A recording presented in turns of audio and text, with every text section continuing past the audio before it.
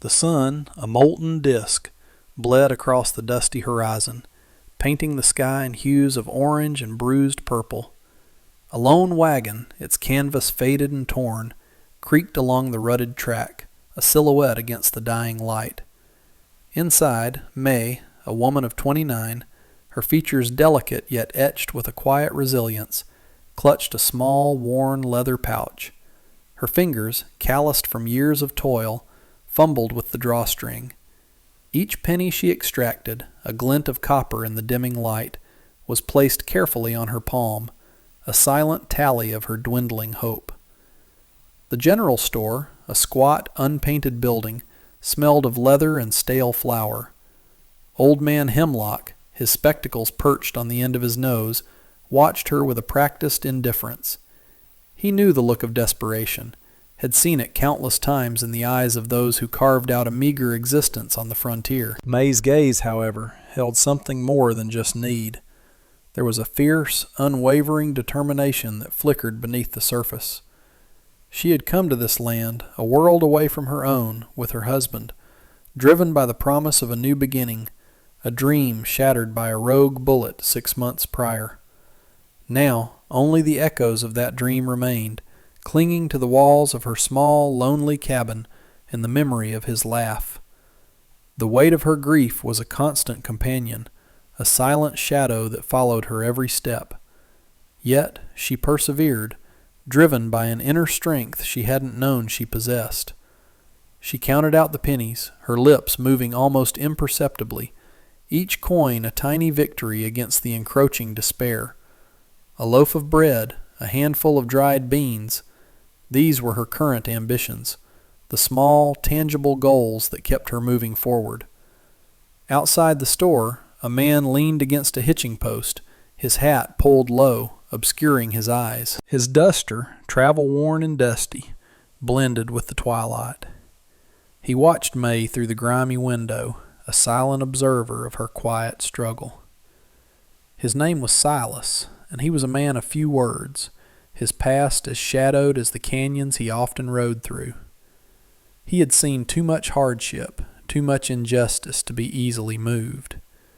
Yet there was something about the woman, the delicate curve of her neck as she bowed her head over the pennies, the almost defiant set of her jaw that snagged his attention.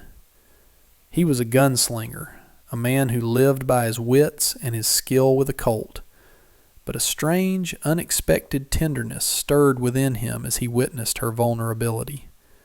He saw not just a widow, but a fighter, a woman clinging to the last vestiges of her dignity in a world that offered little quarter. He saw the faint tremor in her hands as she pushed the coins across the counter, a silent testament to the immense effort it took to simply exist. The store's bell jingled as she finally emerged, clutching a small brown paper-wrapped parcel.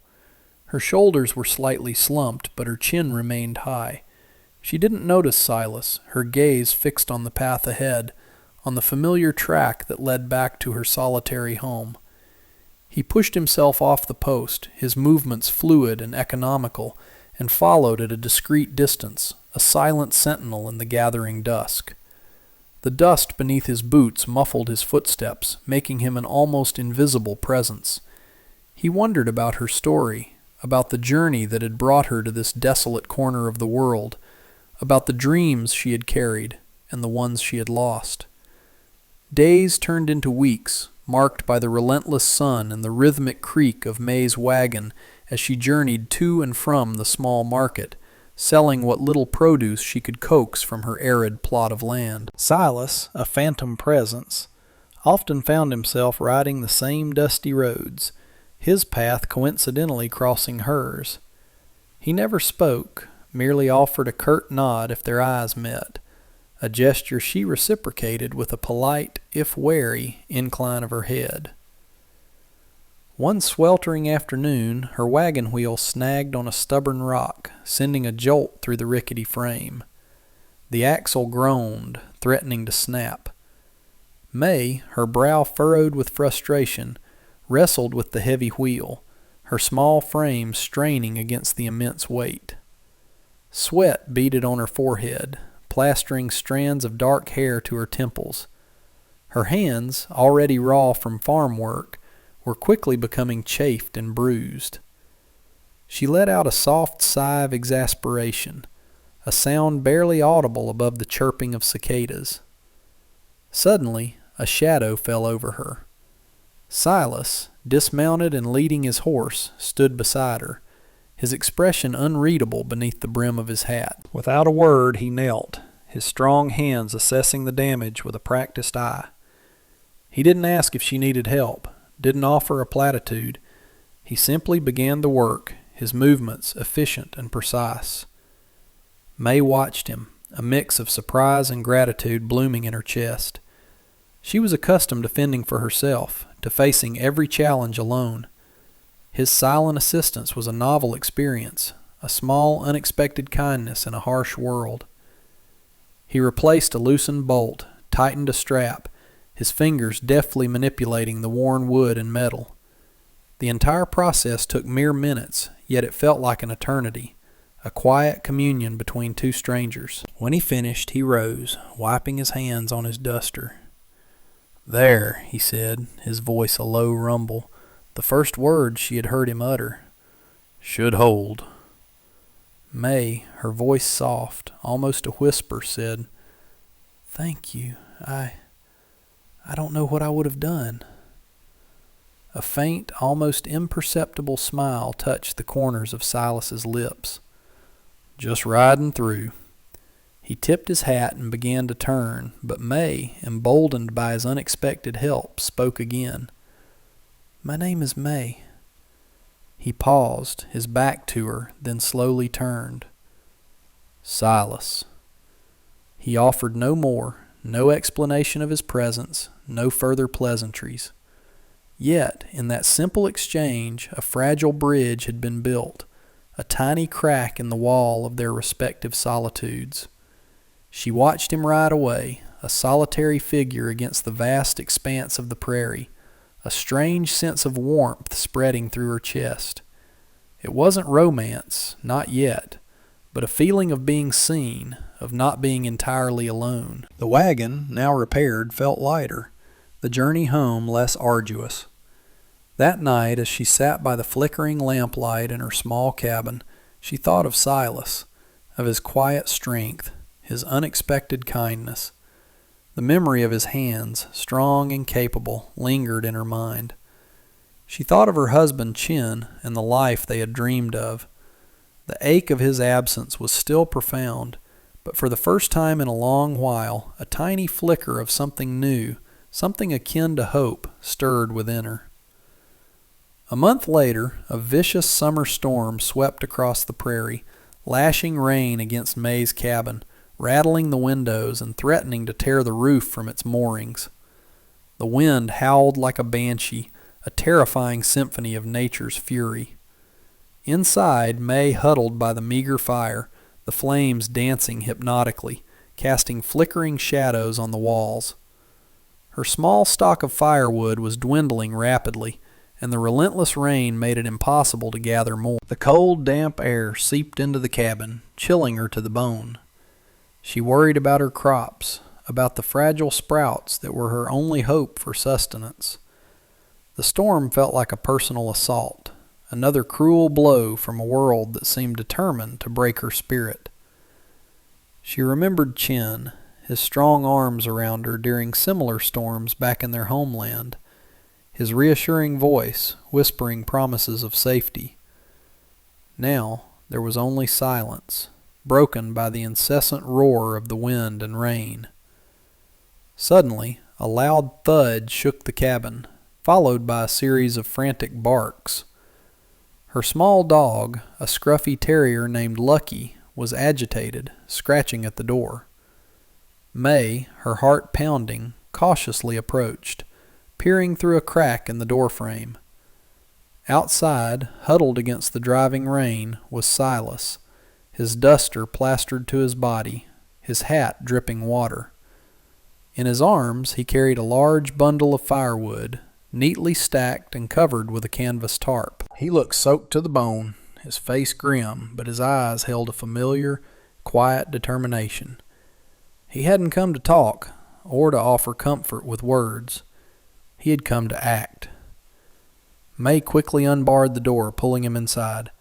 "Silas, you're soaked. What are you doing out in this?" He set the firewood down by the hearth, a small puddle forming at his feet. "Saw your light. Figured you might be low." His voice was rough, but held an underlying warmth. May, overwhelmed by his thoughtfulness, could only stare. "But how did you know?" He shrugged, a slight tremor in his shoulders from the cold. "Just a feeling." He didn't explain how he had ridden through the storm, how he had tracked her cabin in the driving rain, how he had known precisely what she needed. He simply had. She quickly offered him a dry cloth and a cup of hot tea, which he accepted with a grateful nod. As he warmed himself by the fire, the silence between them was different now. No longer a barrier, but a comfortable space, filled with unspoken understanding. He watched her, his gaze lingering on her face, on the subtle play of emotions that flickered across her features. He saw the lingering sorrow, but also the burgeoning strength, the quiet resilience that had drawn him to her in the first place. He saw the way her fingers trembled slightly as she refilled his cup, a small reminder of her vulnerability. He thought of his own solitary life, of the endless days on the trail, the cold comfort of his own company. He had long believed he was beyond such connections, that his path was destined to be a lonely one.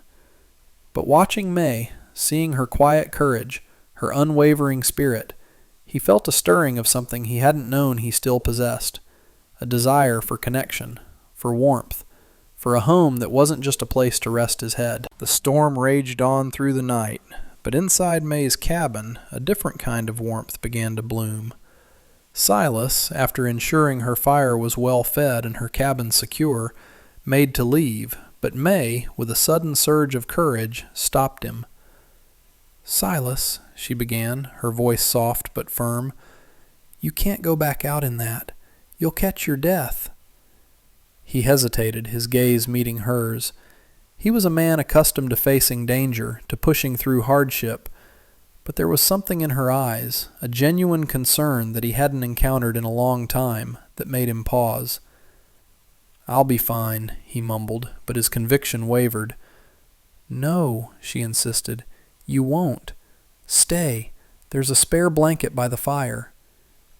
He looked at the blanket, then back at her, a faint flush rising on his weathered cheeks. It was an invitation, a gesture of trust, a small offering of comfort in a world that rarely gave freely. He nodded slowly, a silent acceptance. He settled by the fire, wrapped in the rough wool blanket, the warmth seeping into his weary bones. May, on her own small cot across the room, watched him, a quiet contentment settling over her. The storm outside continued its furious assault, but inside, a fragile peace had taken root. They spoke little, but the silence was companionable, filled with the crackling of the fire and the rhythmic drumming of the rain against the roof. May found herself sharing snippets of her life, stories of her childhood in China, the journey to America, the dreams she and Chin had harbored. Silas, in turn, offered glimpses into his own past, tales of the open range, of dusty towns and long rides, of the relentless pursuit of justice in a lawless land. He didn't elaborate on the darker parts of his history, but his words hinted at a life marked by hardship and loss. As the hours passed, a new intimacy began to form, a bond forged in shared vulnerability and quiet understanding. May discovered a tenderness beneath Silas's gruff exterior, a deeply ingrained sense of honor and a surprising empathy. He saw in May not just a widow struggling to survive, but a woman of extraordinary strength, resilience, and a quiet grace that captivated him. He admired her unwavering spirit, her determination to carve out a life for herself despite the odds. He saw the way her eyes would light up when she spoke of her small garden, of the satisfaction she found in nurturing life from the barren soil. He saw the quiet dignity with which she carried her grief, never succumbing to self-pity. He found himself drawn to her gentle nature, a stark contrast to the harsh realities of his own life. As the first hint of dawn began to paint the sky a pale gray, the storm finally began to abate. The rain softened to a drizzle, and the wind died down to a whisper. May stirred, then looked over at Silas, who was still asleep, his face relaxed in the soft firelight. A strange, unfamiliar warmth spread through her chest. It was a feeling she hadn't experienced since Chen's passing, a sense of quiet hope, of not being entirely alone in the world. She knew their paths were still uncertain, but for the first time in a long time, she felt a flicker of optimism, a belief that perhaps, just perhaps, there was a future beyond the shadows of her past. She rose quietly, preparing a simple breakfast of coffee and cornmeal cakes. The aroma filled the small cabin, a comforting scent that heralded a new day, a new beginning. Silas woke to the smell of coffee, a rich, earthy aroma that cut through the lingering dampness of the storm. May was by the hearth, her back to him, stirring something in a cast-iron skillet. The morning light, pale and diffused, filtered through the small window, illuminating the dust motes dancing in the air. He watched her for a moment, the quiet grace of her movements, the gentle curve of her neck. He had spent his life in solitude, a lone wolf on the vast prairie, and the simple domesticity of the scene before him was both foreign and profoundly comforting. He cleared his throat, and May turned, a soft smile gracing her lips. "Morning, Silas. Coffee's ready." They ate in comfortable silence, the only sounds the crackling of the fire and the gentle clinking of their tin plates. May, emboldened by the shared night, began to speak of her plans for the day, of repairing the storm damage to her small garden, of the desperate need for more firewood. Silas listened, his gaze steady, occasionally offering a quiet suggestion or a practical piece of advice. He found himself wanting to stay, to help her, to simply exist in this quiet, peaceful space. The thought, startling in its intensity, resonated deep within him. He, a man who had always been on the move, felt a pull to stay put, to build something, not just for himself, but for her. After breakfast, Silas, without being asked, began to help May assess the damage. The storm had wreaked havoc on her small plot, flattening young plants and washing away precious topsoil. May, her heart heavy, surveyed the destruction, a familiar wave of despair threatening to engulf her. "It's all gone," she whispered, her voice thick with emotion. "All my hard work." Silas placed a hand gently on her shoulder. "Not all of it. We can fix this." His voice, calm and steady, was a balm to her frayed nerves. Together they worked tirelessly throughout the day, clearing debris, mending fences, and carefully replanting the salvageable sprouts. Silas, with his strength and practical skills, was an invaluable asset. He showed her how to reinforce the flimsy fence posts, how to channel the runoff water away from the garden, how to protect the vulnerable plants from future storms. May, in turn, found herself learning from him, absorbing his quiet competence, his unwavering determination. As they worked, they talked, not of grand dreams or forgotten sorrows, but of the mundane details of daily life, of the challenges of the land, of the small victories that sustain them. They spoke of the changing seasons, of the best way to mend a broken tool, of the patterns of the local wildlife. Each shared task, each quiet conversation, wove a stronger thread between them, binding them together in a tapestry of shared effort and growing respect. The sun dipped below the horizon, painting the sky in fiery hues, and they finally paused, exhausted but satisfied. The garden, though still scarred, had been given a fighting chance. In the weeks that followed, Silas became a regular presence at May's cabin. He would often appear at dawn, offering to help with chores, to mend a broken tool, or to simply share a cup of coffee. He taught her how to handle a rifle, how to track small game, how to read the signs of the weather. May, in turn, shared her knowledge of medicinal herbs, of traditional remedies, of the intricate art of storytelling through delicate paper cuttings, a skill she had brought from her homeland. Their relationship deepened, evolving beyond mere friendship. There was a quiet tenderness in their interactions, a growing affection that manifested in small gestures, a shared glance, a lingering touch, a comfortable silence that spoke volumes. They found solace in each other's company, a refuge from the harsh realities of the frontier. One evening, as they sat on her small porch, watching the stars blaze across the vast, inky sky, May recounted a childhood memory, a bittersweet tale of her family's struggle in a time of famine. She spoke of her mother's unwavering strength, of her father's quiet resilience.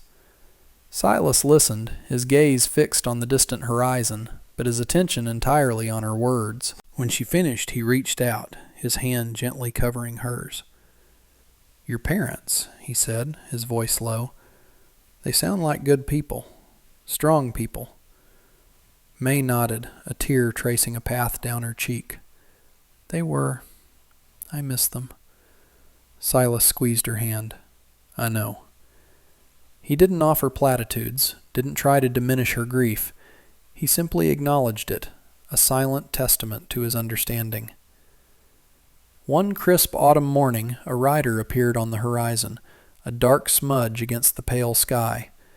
May, her heart pounding, watched him approach, a sense of unease settling over her. Silas, who had been chopping wood, immediately sensed her apprehension.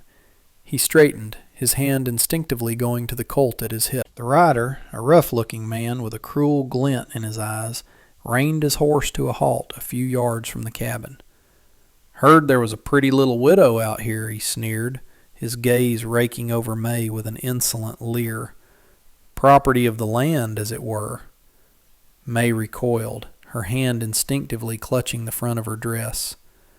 Silas stepped forward, placing himself between May and the intruder. His voice, though quiet, carried an unmistakable edge of steel. "She ain't property of anyone, and this is her land."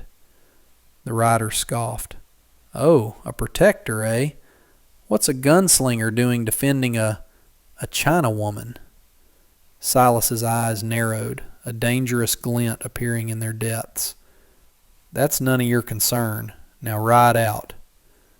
The man hesitated, clearly weighing his options. He saw the cold resolve in Silas's eyes, the readiness in his stance. He knew a man who meant business when he saw one. With a final, contemptuous glance at May, he spurred his horse and rode off, disappearing as quickly as he had appeared.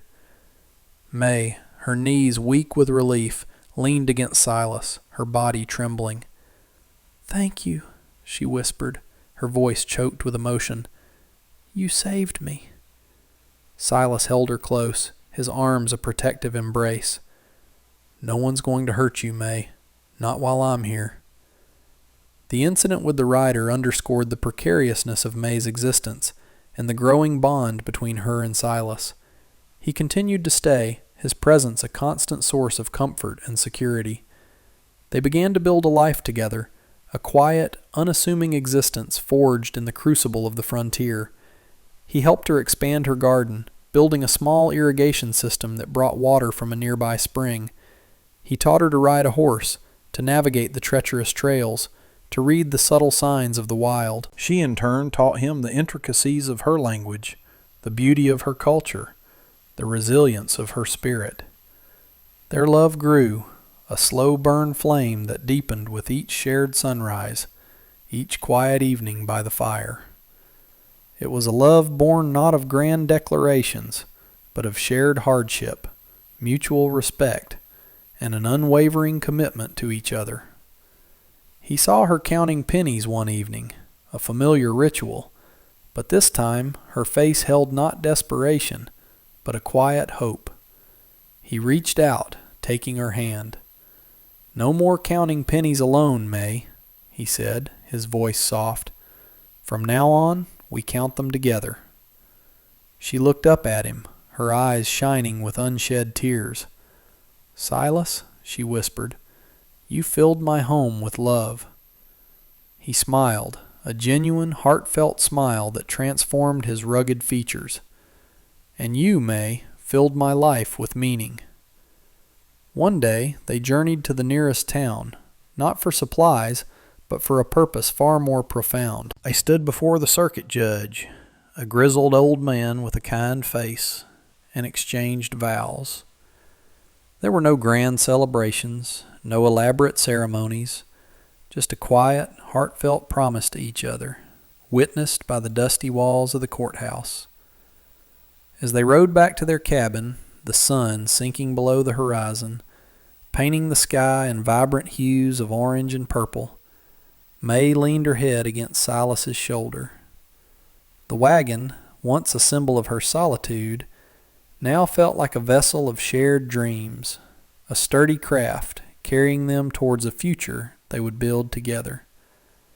The journey of their love had been long and arduous, marked by loss and uncertainty, but it had also been a journey of redemption, of finding hope in the most unexpected of places. Their cabin, once a lonely outpost, was now a home, filled with the quiet rhythm of their lives, the scent of fresh-baked bread, the gentle murmur of their voices, the unspoken promises that bound them together. The recurring motif of counting, once a symbol of May's struggle, had transformed. Now they counted not just pennies, but blessings, the warmth of the sun, the bounty of their garden, the unwavering strength of their love. They were two souls, once adrift, now anchored to each other, their lives intertwined, their future stretching before them like the vast open prairie, full of challenges, but also full of boundless possibility. The wagon, restored and sturdy, symbolized their journey, a circular path that had brought them back to each other, to a place of belonging, a testament to the enduring power of love in a quiet, epic frontier romance.